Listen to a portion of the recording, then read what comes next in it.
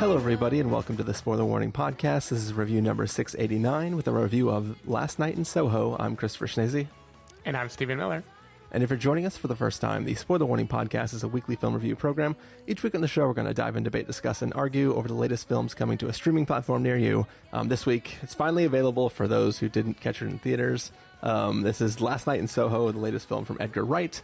To start this episode off, I'm gonna ask Stephen a random, out of left field question. But in this film, our lead character moves to London and gets this brand new apartment. It's a nice place. There's one minor annoyance possibly that somebody might think about the apartment, and that it is right next to another building that has a giant neon sign. I see. This is sweaty, but I see what you're doing. I teased Stephen about asking a left field question. I think he knows where I'm going with this, but as somebody who did live for a time above a venue of sorts that had a giant neon sign outside of it, A, did this film trigger you at all? Having to remember having to deal with that? And B, what did you think about living in a place with a giant neon sign outside the window? Well done. So I lived above a music venue, so the visuals weren't really the number one most intrusive thing, or the smell of garlic, or whatever else is wrong with this place. For me, obviously, the sound was the big one. But I did I had a big kind of iconic blue neon sign right outside my living room window. But the effect of that was just I kept my blinds shut all the time. Yeah. But it was cool occasionally late at night to open up the blinds and feel the blue light shining in the living room. I don't know. I wouldn't say it was, it didn't remind me of any negative experiences because I never really had it. Also, my place, the living room, was not where I slept. The room by the window was kind of separate just for entertaining, which means I never used it because I never had anyone over.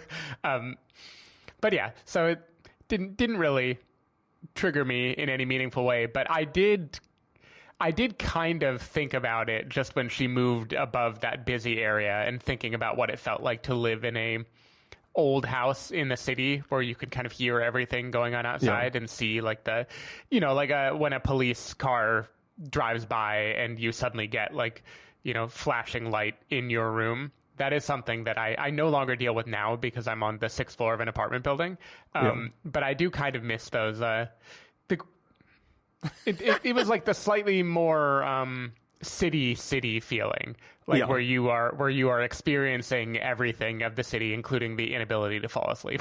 Yeah, it's a lived-in place. That's something that you're experiencing. And also felt haunted. That is true. I think we've talked because I have slept on that couch underneath that neon light, and we have talked in the past about that weird window you had at the corner next to the stairs, and just how creepy it was to this window to nowhere that anything could just be coming out of it.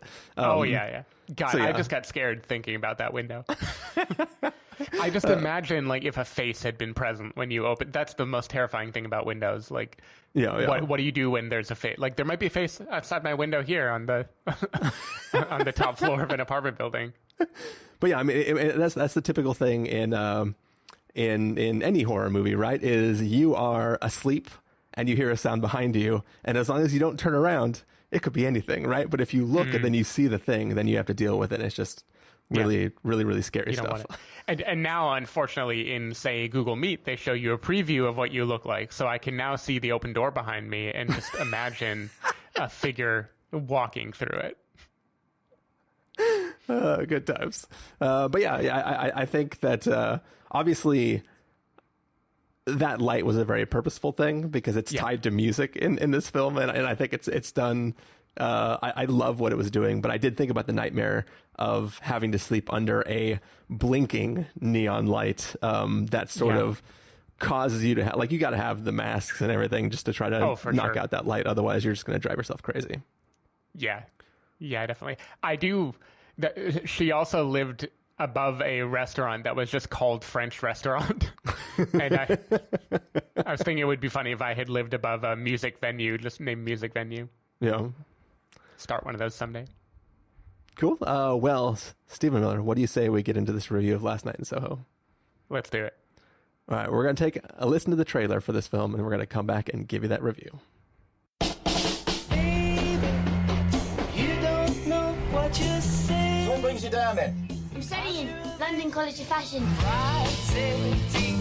Room is on the top floor. It's perfect. I love it. If I could live any place and any time, I'd live here in London in the 60s.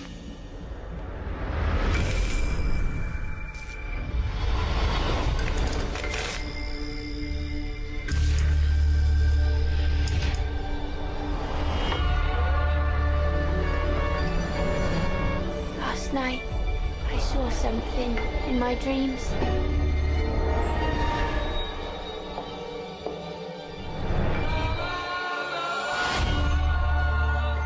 There was a girl. And you are? Sandy. I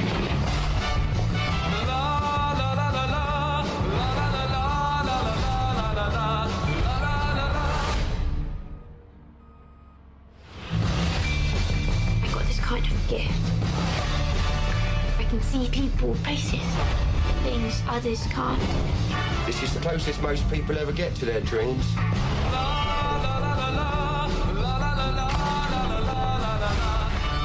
They're not just dreams. Jack, I don't want to do this. You think you can just walk away? They really happened. What did you see?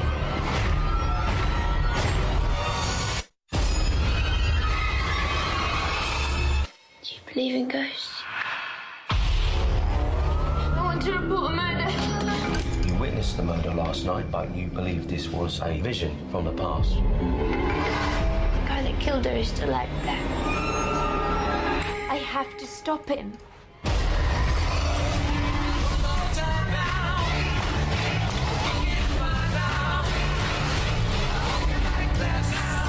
Where you going? I know what you did. I've done a lot of things. You're gonna have to be more specific, love. You can't save me.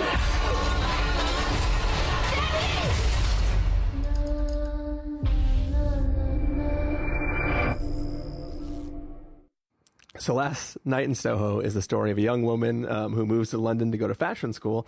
And, as she's trying to adjust to the city, she starts to have maybe dreams that sort of find a muse for her to inspire her in her stuff. And she starts to suspect that person that is the muse of all the stuff that she's working on may have been a real person from the 60s. And I'll just stop there. Stephen Miller, what did you think of Last Night in Soho? So I had not been particularly excited to watch this movie only, and I feel ashamed when this is true, but only because when it first hit the festival scene, it got pretty negative reviews. Like, I don't remember the content of them, but I remember it just kind of like fizzling, of everyone being like, ooh, no, not that movie. And so I kind of put it off my radar. I was like, okay, I'll catch up with Edgar Wright's movie at some point, but like nothing to see here, nothing to get too excited about.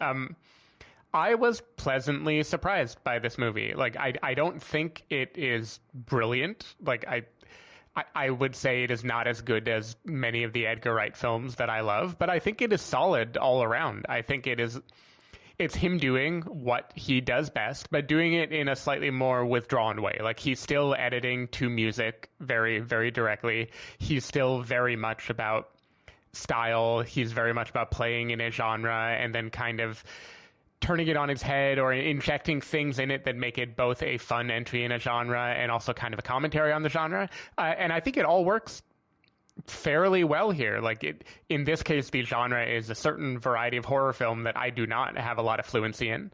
And maybe that's part of it. Maybe if I did know all about like the, I don't know, Argento and Polanski or whatever films, I would know what he is homaging and I would feel like he's ripping it off. But I don't. So I had a lot of fun. I think like Thomasin McKenzie is good here. Anya Taylor-Joy is fantastic. And the movie zips by. It is kind of a film where the world slowly begins to get more and more confusing for the lead character, and I think he handles this well. There's tons of dream sequences that I think his style is, like the flashing light that you mentioned at the beginning of this episode. He uses that to such good effect in this movie, and I think the way he kind of wades in between dream world and real world is very, very well done. His use of mirrors, I also think, are really well done and kind of entertaining to see where he goes. I think you could levy this at a bunch of Edgar Wright movies. I think he doesn't dive deep into his themes, and I think some of the themes of this movie, I can kind of see why maybe people didn't enjoy his surface level treatment of them about like violence against women and stuff like that, but that's not what he's doing. He's doing a classic old school horror movie where it is about very obvious things, and he's mining it for kind of darkness. Like, he's not trying to do any more than that. My criticism of the movie is mainly that I think, like a lot of his movies, but more so here, I think it kind of falls apart in the third act. He definitely doesn't really know how to stick the landing on these things. I also think there are clues sprinkled throughout the movie that are way more obvious than the movie plays them as. The movie acts like these are going to be reveals, and every time there is a thing foreshadowing, you immediately know what he's going to do. You know who certain characters are going to wind up being the moment you see them. You know when certain names appear, what they mean. Like, he wants you to be ahead of the movie, but I think he does it to the point that it loses some of the dramatic tension. And then there are certain things that if I put on my Chris hat and I say, like, what if I were this young woman who is haunted by these feelings? How would I behave? What sharp objects might I carry or not carry with me? And how much would I choose to act on what I am seeing, given everything I know about my life up to that point? I would say, like, yeah, falls apart a little bit there. But I had fun. I was expecting to be underwhelmed by this movie, and I wasn't. I thought it was a totally fine, reasonably solid entry in the Edgar Wright canon, and I'm kind of perplexed that it got the kind of critical beating that it did when it came out. Yeah, I think I am mostly positive on this film. I enjoyed the ride. I mean, obviously, it's a visual treat, right? Like, Edgar Wright is doing awesome stuff in this film, like everything from just the color to the visuals, the jumping between the two periods. All of it is a really entertaining visual thing that you are sitting through, and all that's great. The story itself is pretty interesting. You kind of, it's almost like he wasn't confident enough in the story to let it unfold on its own. You have to start with the premise of who this girl is and what her gift is. And then it's like, well, hold on, let me just start with this so that you can already assume a thing, and then you can go on. And I think that, like, that is kind of a weird way to approach the story. I think most haunting films start with things being slightly weird and then escalating over time, right? The fact that she may or may not have one foot in the pool already kind of changes the way you perceive her interactions around things. And it's also doing something interesting that I like, is that what you would expect sort of probably more traditionally in a story like this is you are watching a present day young woman who wants to become a singer or an actress or a model, going into a genre of work that is going to, like, eat her alive, basically, right? And then you are seeing one person mimic something that has happened to somebody else and sort of learn the dangers of what she wants to do. But in this film, Thomasin's character she's in a completely separate field as this person she is imagining or dreaming about. So it's like she is, in theory, protected from the dangers of that. Like yes, London's a scary place for lots of other reasons that don't have to be that specific industry. But, like, she is sort of one step outside of it, and she sort of becomes obsessed with this person that she is seeing and uses her as the muse for the work that she is doing and the style that she wants to have for herself. So I'm still like a split sort of in the way I think about this. Like, in one hand, it's like I like that she is becoming a muse for her and that she is obsessed with this person that she thinks she knows that she's seeing. And I love the twist of how she imagines this perfect world. And as she starts to slowly realize that world might not be that awesome, it turns into a thing that is horrific for many different reasons. I like that turn, but I also feel confused at why she is even able to have this connection with a person other than the fact that this film starts with a reflection in a mirror and establishes that she has this sort of that she is some sort of empath or medium or something that can dip her toe into that pond. And it's there is like a lot of stuff this film forces you to accept in order to go along for that ride. And when I'm on the ride, I'm like, this is great. I love this. This is great. I love everything about this. And then the more I think about it, I'm like, I mean, yeah, it doesn't matter, right? Like, yeah, she's just like an empath or a medium. Like, it's cool. We'll just go with it. And I think that, like, I did a lot of ebb and flowing at the end of the film. Like, ultimately, I like how it ends. I like the ramp up. I like the insanity of what's going on towards the end of this film. But I also, like, look at it and I go, like, why is she being haunted? Like, it makes more sense if she is literally taking the place of this person that she is envisioning, and she is being haunted in that same way. But, like, I don't know, there's something doesn't jive quite with me. It is interesting that I think he liked the visual of I by the way, this is one of those movies that I didn't read anything about, and I don't remember seeing the trailer before, so I don't know what is giving something away and what isn't. Yeah. But I think he visually liked the idea of Thomasin McKenzie inhabiting Anya Taylor-Joy's aesthetic, and I don't think he found a plot reason that would make it make sense, but he wanted it to happen. Yeah. And I feel like that was really where it came from. Is the movie feels like she should be becoming this person somehow, but the plot doesn't actually support that in any, like, meaningful way. Yeah, and I think I think that there is like we like you were talking about how a lot of Edgar Wright's films are like playing in a genre and then turn out to be a send up of that genre. And I feel like this film is almost like it's doing it backwards. It's starting as a send up of the genre of being like, what if the actual haunting was a metaphor for this, which in itself is horrifying. Yeah. And then it reverses itself and it becomes literal horror by the end of it, where it's like, it's trying to play in the space of this film is just metaphor. And then it's like, nah, this film is just this horror film and also other stuff too. It definitely, I know it tonally it is different, but the twists it takes by the end reminded me of Hot Fuzz almost, just in the way that, you have to suspend disbelief about characters and motivations and just like accept that you are in a cartoon at the end. But then when you do that, I feel like it's okay. I don't know.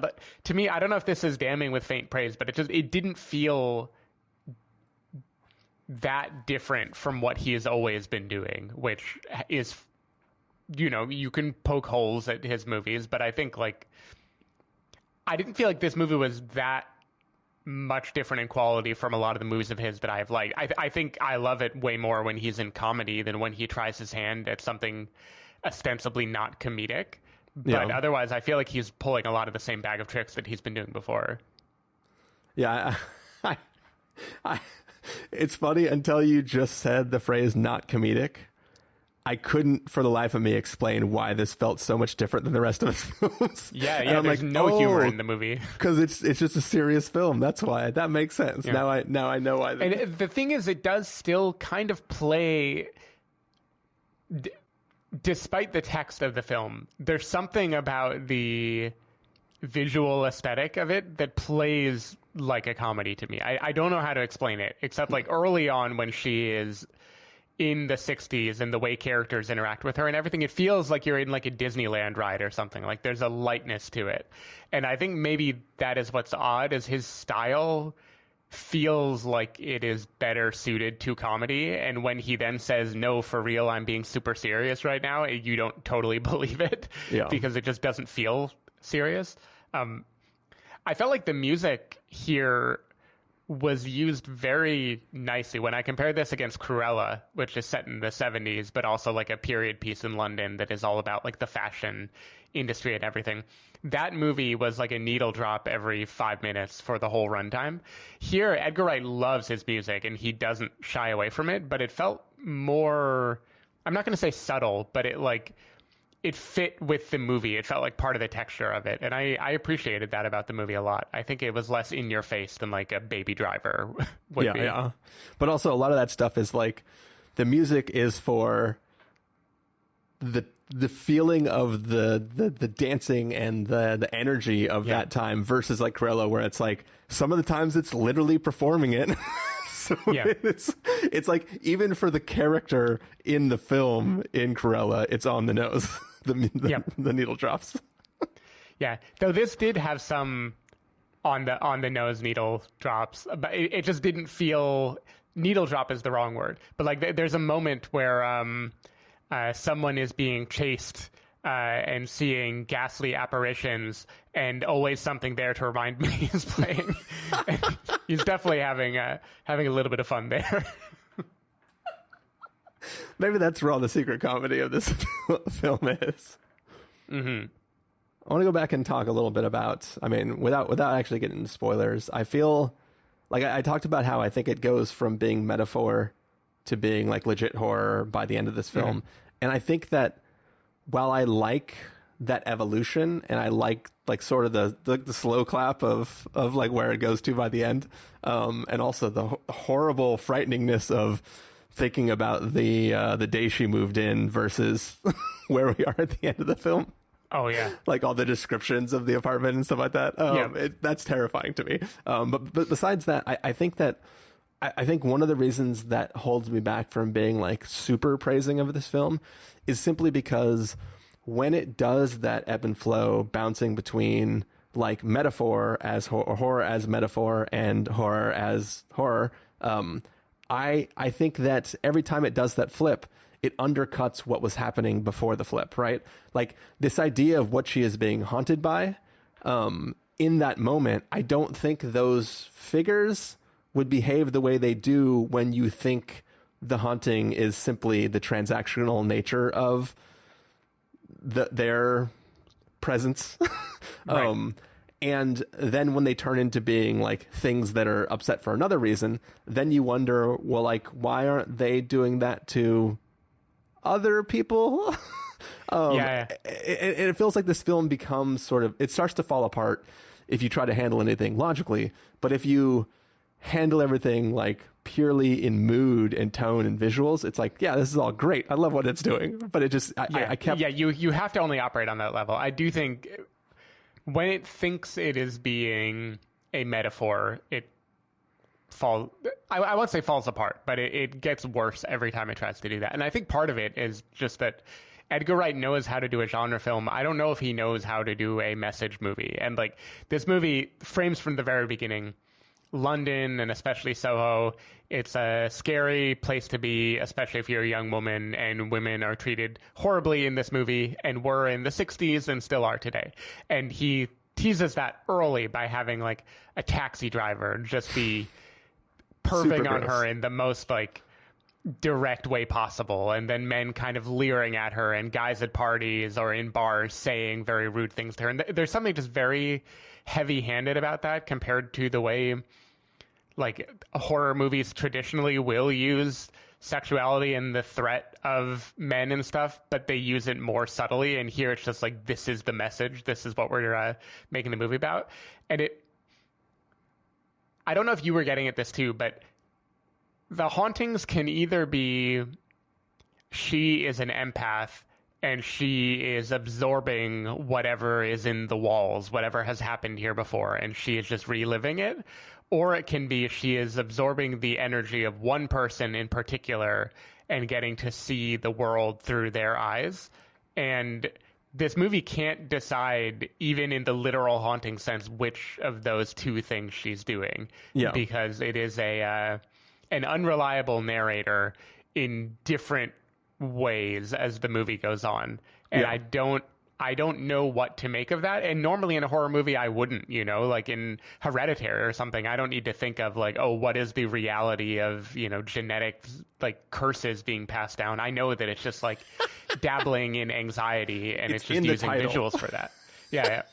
Whereas this, it's like, it's trying to make it a direct story where we take literally how it's happening, and then when he does these flights of fancy that wouldn't make sense for a kind of omniscient empath to I don't know, it kind of all falls apart there. I also don't know, by the way, why there are certain people who are clearly red herrings but who behave in very sketchy ways, and I don't know why they behave that way other than they are like, you know, the creepy townsperson in Hot Fuzz or whatever. Like, the only way I can understand it is it's a contrivance that makes fun in a satire but doesn't make much sense in a real horror movie. So I don't even think it's supposed to make fun in a satire. I think it's literally supposed to make... It's not supposed to make fun of anything. It is...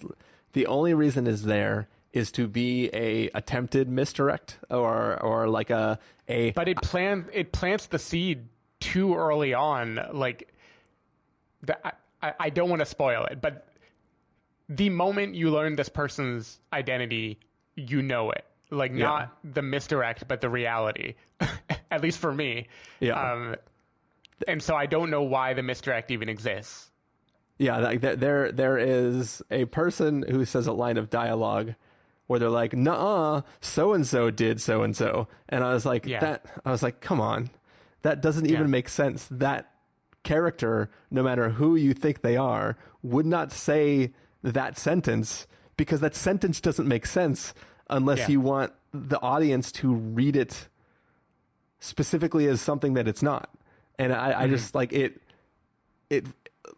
like, the more I think back on that line of dialogue, there's not a real way to parse it to make it make sense in the later sense of that. Like, nobody would say that sentence. It just doesn't make sense.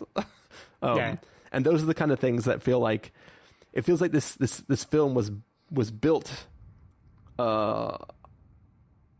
chronologically ongoing with a story that hadn't been fully completed yet. It was kind of like, ooh, wherever I feel most inspired, I'm going to take the story in that direction.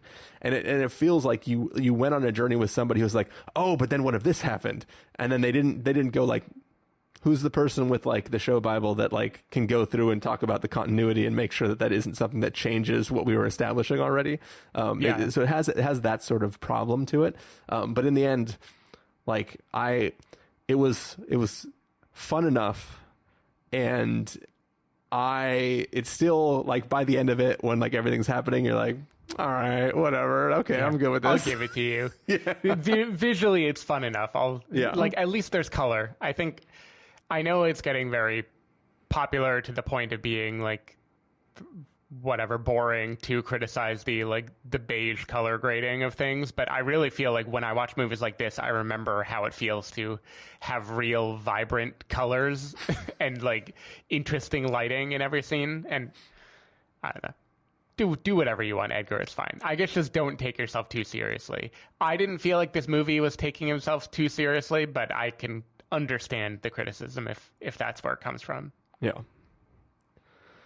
Cool. Well, shall we get to verdicts? Sure. All right. Stephen Miller, if you were going to give us a must-see, recommend with a caveat, wait to rental, pass with a caveat, or must avoid, what would you give it? I'm going to give it a recommend with a caveat. I think it was visually a lot of fun. I think it does fit nicely in Edgar Wright's canon.